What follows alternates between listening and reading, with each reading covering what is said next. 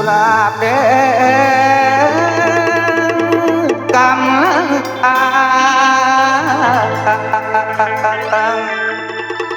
กำลังบานที่อาย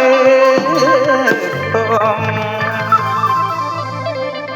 และมอบให้แม่ชมโยดำดงความรักไปอย่าให้ด่างวันหาเศร้าพี่ขอฝากแม่เจ้าพี่ขอฝากแม่เจ้าต่างเมื่อบาดย้ำใจ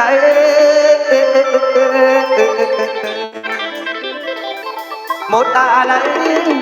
ให้นางหวนให้ส่งคืนอย่าละตา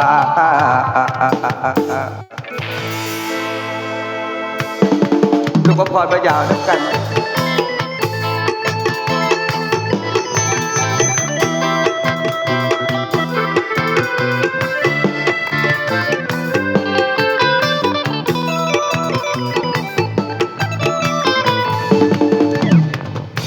กุมภาพันธ์วาเลนไทน์ของคนจากใจสั้นหมอแก่จากใจดวงนี้ที่มันละเมอคิดถึงเธอไม่มีวันลาบแดงขอมอบแด่คุณเพื่อเป็นเดินเพื่อยามคุณงามฝากไปกันหัวใจเบาเบาเมื่อยามคุณเศร้ามันคงทอนหาย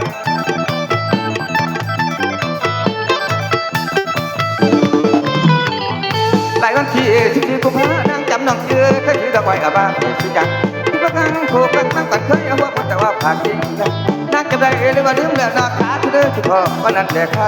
หัวใจสั่นหมอกแก่นางกุหลาบสีแดงวันรักมาดื่มทายเมื่อกินแล้วความที่สบายเมื่อกินความที่สบายไม่เป็นกันได้ไม้จังก็ยอม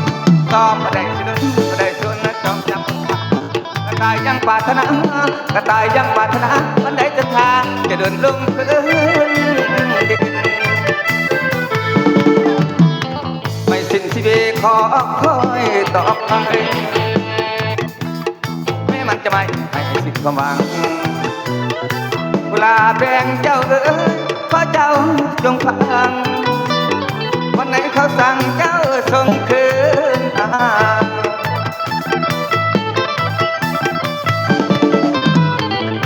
ขึ้นมาบ้านเฮือนท่านบ้านเก่าขึ้นมาบ้านเฮือนท่านบ้านเก่าก็เฮือนเก่าคือจะลองให้พ่อคนส่งเดินนะให้พ่อคนส่งเดินนะท่านจะบ้านเมืองไทยส่งคืนไปดอกให้ส่งคื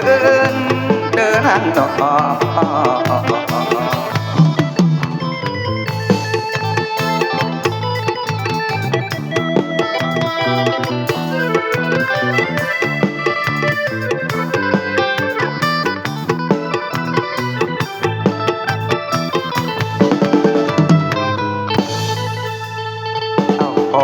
ขอบใจน้ำมาได้น้ำใจนะ